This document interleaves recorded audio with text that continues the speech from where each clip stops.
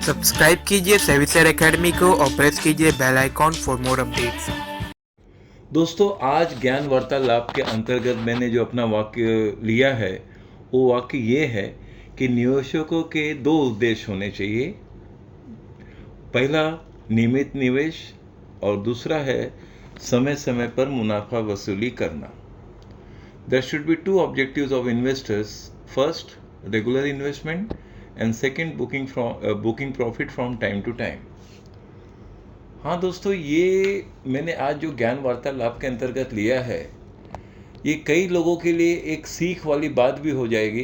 क्योंकि क्या है दोस्तों, जब तक ऑब्जेक्टिव हमारा कोई उद्देश्य जब तक कोई स्ट्रांग नहीं हो तो उस कार्य में हमें सफलता पूर्ण रूप से नहीं प्राप्त होती।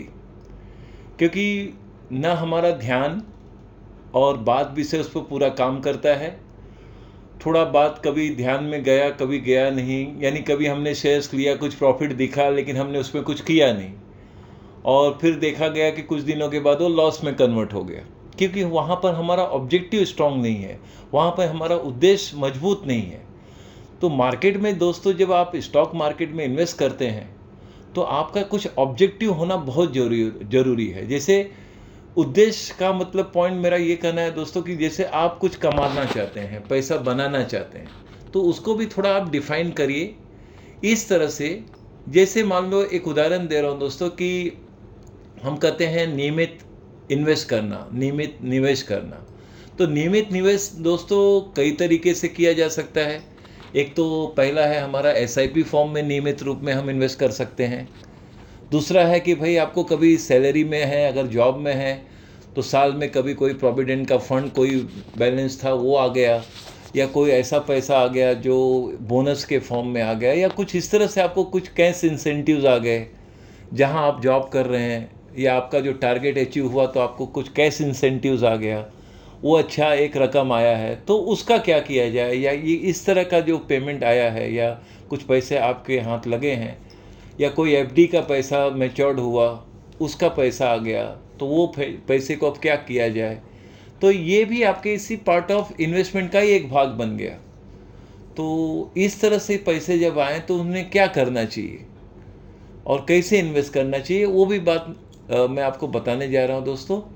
देखिए, पहली बात तो दोस्तों क्या है कि जहाँ तक है आपके उद्देश्य, मैंने जैसे भी दो शब्दों में, दो पॉइंट में कहा है कि नियमित इन्वेस्ट करना। तो नियमित निवेश करने का मतलब ये जरूरी नहीं कि दोस्तों आप हर महीने या एसआईपी के अलावा कैसे कर सकते हैं कि भाई चलो, जैसे मैंने अभी भी उदाहरण दिया कि कोई फंड आपका एफडी का आ गया, या कोई कैश इंसेंटिव्स आपको आ गए, तो वो फंड आ गया तो हम देख रहे हैं कोई अच्छा स्टॉक है, कोई क्वालिटी स्टॉक है, आप कम भाव में हैं, मार्केट में नीचे हैं, तो चलो हमने 50,000, एक 25 या 50,000 इन्वेस्ट करके छोड़ दिए। तो ये तो हो गया आपका इन्वेस्टमेंट का भाग। अब मुनाफा वसूली का प्रश्नवाचक चिन्ह बना के खड़ा हो गया आपके सामने। भाई हमने 50,000 का इन्वेस्टमेंट कर दिया, अब वही 50,000 दोस्तों अगर आप बैंक के एफडी में रखते हैं तो साल में आपको 7 to 8% रेट ऑफ रिटर्न मिलेगा, रेट ऑफ इंटरेस्ट। बिल्कुल सही है। तो आप ये सोच लीजिए, ये मानसिकता बना लीजिए, या ये ऑब्जेक्टिव कर लीजिए कि मैं 50,000 का जिस दिन मुझे 10% रिटर्न मिलेगा, मैं उस दिन प्रॉफिट बुक जरूर करूंगा। हाँ दोस्तों, तो इस तरह से आप एक रेगुलर इनकम भी आपको होगा। तो 10% का मतलब कैसा है दोस्तों कि वही 50,000 अगर हम साल भर रखते हैं तो एफडी में हमें जो भी मिलना रहता है, ये तो आप भी जानते हैं कि भाई चलो 8% मिल गया, या 8% का एक राउंड फिगर ही ले रहा हूँ क्योंकि उसमें सीनियर सिटीजन के लिए होता है, एक जनरल पब्लिक के लिए होता है। जनरल पब्लिक के लिए आज की तारीख में 7 से 7.25% कहीं ना कहीं बैंक देती है, प्राइवेट सेक्टर बैंक या जो भी है। उसी हिसाब से अगर सीनियर सिटीजन है तो 8 से 8.5% के बीच में उन्हें भी प्राप्त होता है, डिपेंड अपॉन कि वो कितना इन्वेस्ट करते हैं या कितना पैसा एफडी में रखते हैं। तो आपको ये निश्चित करना चाहिए कि ठीक है, मैं 10% अगर मार्केट से, क्योंकि मुझे बैंक के एफडी से ज़्यादा पैसा रिटर्न मिल रहा है, पहली बात तो ये माइंड सेट कर लीजिए आप कि बैंक से आपको ज़्यादा रिटर्न मिल रहा है यहाँ पर। लेकिन हाँ, बैंक तो आपको फिक्स रूप में साल भर में देगा ही देगा, लेकिन यहाँ मार्केट में आप रिस्क ये लेते हैं भाई कि उतार चढ़ाव की दुनिया है, वॉलीटिलिटी यहाँ हमेशा कायम रहता है। तो इन चीज़ों के लिए आपको पहले माइंड सेट करके चलना होगा कि भाई 50,000 जब मैं इन्वेस्ट करता हूँ तो मैं 50,000 का 45,000 भी देखूंगा, हाँ ये भी संभव है, या 40,000 भी देख लूँगा। लेकिन मेरा उद्देश्य तो मैंने 6 महीना साल भर के लिए रखा है ना, ऐसा सोचकर आपको चलना चाहिए कि भाई यही 50,000 में बैंक में साल भर के बाद ही मुझे जो मिलेगा वो मिलेगा। तो ठीक है, तो अभी हम मुझे क्या है कि भाई चलो 8% मिलता है, 50,000 का मुझे 8% 4,000 जो भी मिलेगा साल भर के बाद मिलेगा, जो भी है। तो मुझे अभी यहाँ क्या देखना है कि मुझे 10% का जब रिटर्न जब तक नहीं आता है मैं शेयर्स को होल्ड करूँगा, ये ऑब्जेक्टिव बना लीजिए आप। जब तक 10% का, हाँ बशर्ते कि वो क्वालिटी स्टॉक वाली बात हो दोस्तों, मैं यही कहूँगा। हाँ, तभी आपका ये सोच और विचार और उद्देश्य संभव हो पाएंगे। तो पहली बात तो मैं कहूँगा, हाँ अब आपका 10% का हो सकता है वो ऑब्जेक्टिव कब पूरा हो, वो 10% शायद आपको 3 महीना लग जाए या 6 महीना लग जाए। उतना होल्डिंग पीरियड आप में होना चाहिए, उतना पेशेंस आप में होना चाहिए, तब ये बात संभव होगा। और मैं ऑन एन एवरेज देखा हूँ दोस्तों कि जो अच्छे क्वालिटी स्टॉक रहते हैं, अगर आपने उसको नीचे के भाव में ख़रीदा है तो आपको 10% 3 महीने में मिलना कोई बड़ी बात नहीं है। 3 महीना तक अगर आप होल्ड कर सकते हैं स्टॉक को, और आपने उसे अच्छे नीचे के भाव में यानी कम भाव में, जब मार्केट थोड़ा बेरिश था तब आपने ख़रीदा है, तो आपको 10% का रिटर्न मिलना ही मिलना है दोस्तों, ये निश्चित है। निश्चित है कि वो 3 से मैक्सिमम टाइम 4 महीने तक चला जाएगा। अगर 4 महीना भी लग गया दोस्तों, तो आपको वही 50,000 रुपये में 10% आया 5,000, आपने प्रॉफिट बुक कर लिया। फिर कभी मार्केट नीचे हुआ, फिर आपने 3 से 4 महीने के लिए माइंड सेट करके रख लीजिए शेयर्स, होल्डिंग पीरियड 3 से 4 महीने का है। फिर वहाँ से भी आपको अगर 10% जब मिलता है तब आप शेयर्स बेच कर निकल जाइए। तो इस तरह से 4-4 महीने के हिसाब से भी दोस्तों आपको साल में 30% का रिटर्न तो मिला ना।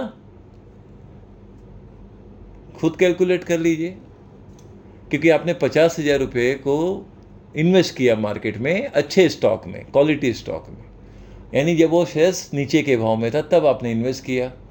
और जैसे 10% मिला, मैं तो सर दोस्तों 3 से 4 महीना तो ज़्यादा कह रहा हूँ, क्योंकि अच्छे स्टॉक है, क्वालिटी स्टॉक है, और नीचे पे कभी कभी वो स्टॉक 2-2, 3-3 महीने के अंदर भी आपको रिटर्न दे देंगे।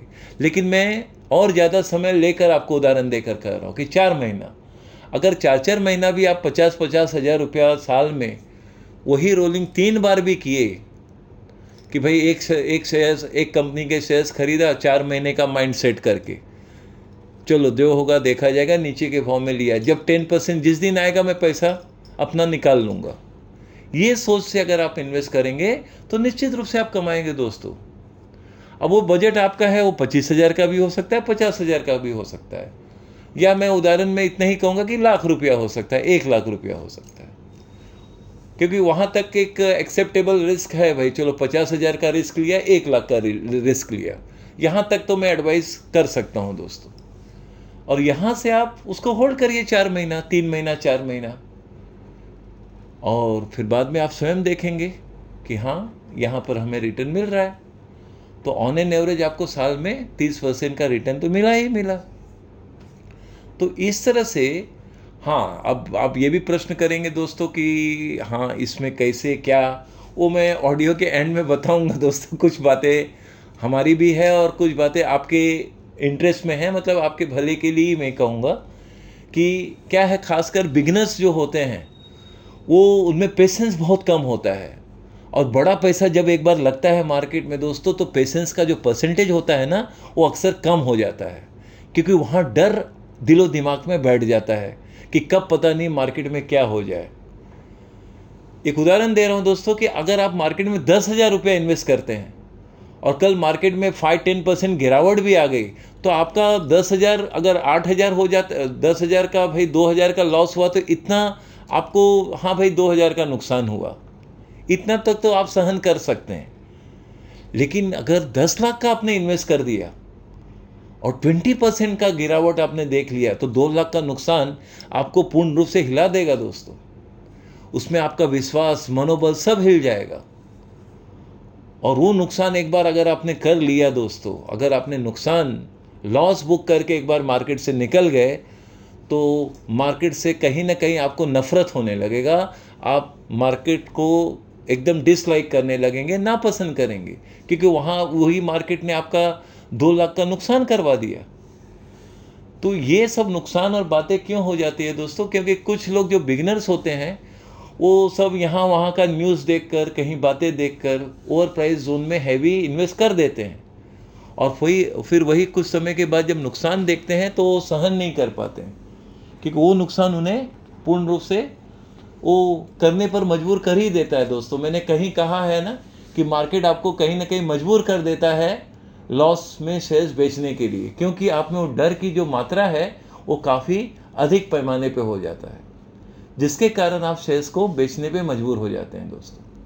अब वो डर न्यूज़ का होगा, कोई कंपनी का नेगेटिव पॉइंट होगा, या कोई फॉरेन मार्केट से कोई नेगेटिव बात हो गई, या वो कंपनी का कुछ ऐसा खराब से खराब न्यूज़ आ गया, या कोई उस पर कंपनी पे पेनल्टी हैवी लग गई, ऐसा कोई न्यूज़ आ गया, तो एक ही दिन में आप देखते हैं कि वो 8%, 10% या उससे भी ज़्यादा शेयर्स गिर गए। जब ऐसा आप माहौल और बात देखते हैं तो अगर वो शेयर्स आपके पास है तो आप भी डर में ही वो शेयर्स बेचकर निकल जाएंगे। तो अल्टीमेटली हुआ क्या आपके साथ ये हुआ कि आपने लॉस कर दिया। और एक बार जब लॉस हो जाता है दोस्तों, तो फिर वहाँ से पॉजिटिव पॉइंट आना बड़ा मुश्किल हो जाता है, मार्केट के अंदर फिर से कायम रह पाना। इसे अगर आप मेरा पिछला ऑडियो सुनते हैं जिसमें मैंने बताया कि आपको एक डिसिप्लिन इन्वेस्टर बन के अगर रहेंगे तो निश्चित रूप से आप सदैव मार्केट में कायम भी रहेंगे। ये मैं पिछला अगर आपको ध्यान हो, आपने सुना भी होगा मेरी पिछली बातें, तो उसमें मैंने इस बात पे काफ़ी जोर दिया है कि आपको एक डिसिप्लिन इन्वेस्टर बनना चाहिए। तो कुल मिला के दोस्तों, आज का ज्ञान वार्तालाप में आप क्या सीख रहे हैं, क्या जान रहे हैं कि आपका 3 से 4 महीने का 10% का टारगेट बनाइए, और जो अपने बजट के अंदर है पैसा जितना हम इन्वेस्ट कर सकते हैं कंफर्टेबली वो कर सकते हैं। तो उस तरह से अगर आप करते हैं और समय दर समय पे प्रॉफिट बुक करिए। हाँ, लॉन्ग टर्म इन्वेस्टर वालों के लिए तो बात बिल्कुल अलग है, क्योंकि उनको तो शेयर्स लेके रखना है 3 साल 5 साल के लिए। वो उतना ही पैसा मार्केट में पार्क करते हैं जितना वो कंफर्टेबल रहते हैं। इससे मार्केट नेगेटिव हो, क्रैश हो, लॉन्ग टर्म इन्वेस्टर को ज़्यादा फर्क नहीं पड़ता है। वो तो यही ताक में रहते हैं कि भाई चलो अभी शेयर्स का भाव नीचे आया है तो और ख़रीद लेते हैं। वो इसी तरह से वो इसलिए कायम भी रहते हैं, और लॉन्ग टर्म इन्वेस्टर को गेन हमेशा बेस्ट ऑफ द बेस्ट ही होता है। तो मैं शॉर्ट टर्म इन्वेस्टर्स के लिए बात को ज़्यादा जोर देकर कहा हूँ। नियमित इन्वेस्टर अगर आप हैं, जब भी आपके पास फंड आता है या आप मार्केट में इन्वेस्ट करते हैं, तो जब भी आप अपना प्रॉफिट देखते हैं कि भाई इतना है, हाँ मैंने 10% इसलिए कहा दोस्तों कि हाँ आप ये भी डिसाइड कर सकते हैं कि भाई चलो हमें 3% आ गया, 4%, 5%, इस तरह का भी रिटर्न दिखता है। तो शॉर्ट टर्म में अगर जल्दी काम हो रहा है कि महीना भर में ही आपको इतना रिटर्न आ रहा है, तो आप उसमें पूर्ण रूप से प्रॉफिट करके आप निकल सकते हैं मार्केट से। ये तो मैंने 3-4 महीना इसलिए कहा दोस्तों कि 3 से 4 महीना भी अगर आप रखें, नज़रिया 3 से 4 महीने का रखते हैं, तो कभी न कभी वो टारगेट 10% का आगे पीछे, क्योंकि आपने शेयर्स नीचे के भाव में लिया है।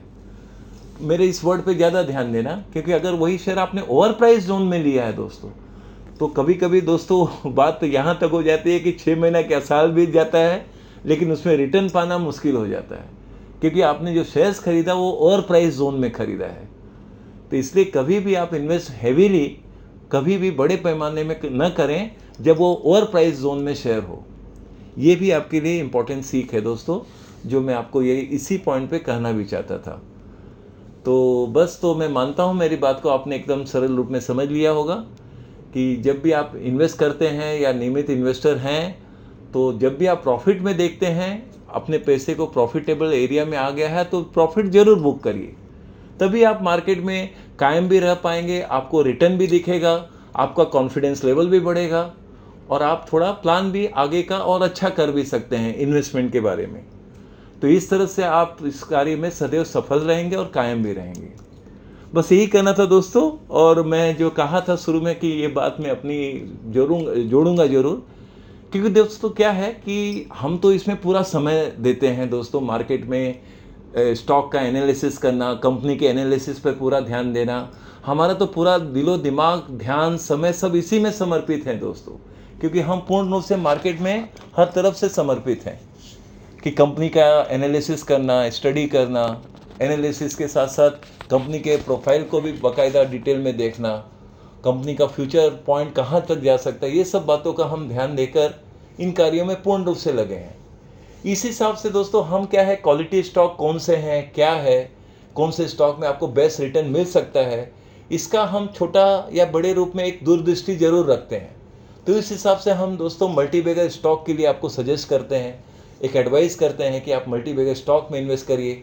ज़्यादातर हमारा जो मल्टीबैगर अभी स्टॉक चल रहा है दोस्तों, अभी 70 के ऊपर से लेकर 500, 700 और मैक्सिमम 900 रुपीज़ के अंदर तक उसके सब भाव हैं, जिसमें आज हमारे पास 5 मल्टीबैगर स्टॉक है, बेस्ट क्वालिटी स्टॉक के अंतर्गत हैं दोस्तों।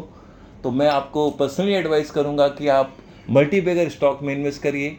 उसी के साथ साथ अगर आप बड़े पैमाने में कुछ पैसा इन्वेस्ट करना चाहते हैं मार्केट में, तो आपके लिए बेस्ट होगा प्लेटिनम स्टॉक दोस्तों। प्लेटिनम स्टॉक में आप बड़े से बड़ी रकम भी आप इन्वेस्ट कॉन्फिडेंटली कर सकते हैं, क्योंकि इसमें आपको एनुअल रिटर्न भी बेस्ट ऑफ द बेस्ट जरूर मिलेगा। तो इसमें ये खास बात होती है दोस्तों प्लेटिनम स्टॉक की, मार्केट नेगेटिव होता है, काफ़ी बैडली नीचे आता है या क्रैश भी हुआ, तो ये सब शेयर्स में ज़्यादा गिरावट नहीं होता है, वो स्टेबल रहते हैं, स्ट्रांग रहते हैं। कभी कभी नेगेटिव मार्केट में भी ये पॉजिटिवली ऊपर भी जाते हैं। तो इस तरह की खूबियाँ और बातें प्लेटिनम स्टॉक में रहते हैं। इसके लिए हम बड़े पैमाने पे अगर आप इन्वेस्ट करना चाहते हैं तो यही सजेस्ट करेंगे कि आप कुल मिलाकर प्लेटिनम स्टॉक का प्लान कर सकते हैं। और आपको तो जानकारी है ही है पहले से दोस्तों कि आप जानते ही हैं कि हमारा 15 अगस्त 2023 तक का लाइफ मेंबरशिप का 50% डिस्काउंट भी कायम है। अब मुश्किल से आप देख लीजिए 45-50 डेज़ जो रह गया है, अब इसमें आप प्लान करिए, क्योंकि ये इस साल का सबसे लास्ट अपॉर्चुनिटी है दोस्तों आपको लाइफ मेंबरशिप लेने का, क्योंकि ये 50% डिस्काउंट अब आगे लागू नहीं रहेगा। डिस्काउंट लागू होगा लेकिन 50% डिस्काउंट नहीं रहेगा। हो सकता है वो 40% हो, 30% हो या 25% हो।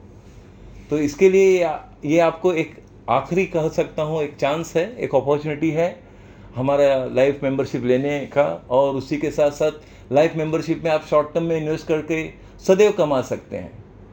और ये तो एक वन टाइम पेमेंट वाली बात रहती है। इसके लिए मैं पर्सनली एडवाइस करूँगा कि आप लॉन्ग टर्म के लिए शॉर्ट टर्म में कमाइए और लॉन्ग टर्म के लिए हमारे साथ हो जाइए। तो लाइफ मेंबरशिप इसी के लिए मैं जोर दे रहा हूँ इन बातों पर। और बाकी तो आप जानते हैं हमारा रेगुलर सर्विस में ऐसे रेगुलर मेंबरशिप भी है हमारा दोस्तों, जिसमें आप 6 महीने साल भर का भी प्लान कर सकते हैं। इससे संबंधित जो भी आपको जानकारी चाहिए दोस्तों, आप व्हाट्सएप में मैसेज कीजिए, आपको सारी जानकारी प्राप्त हो जाएगी। चलिए फिर मिलते हैं।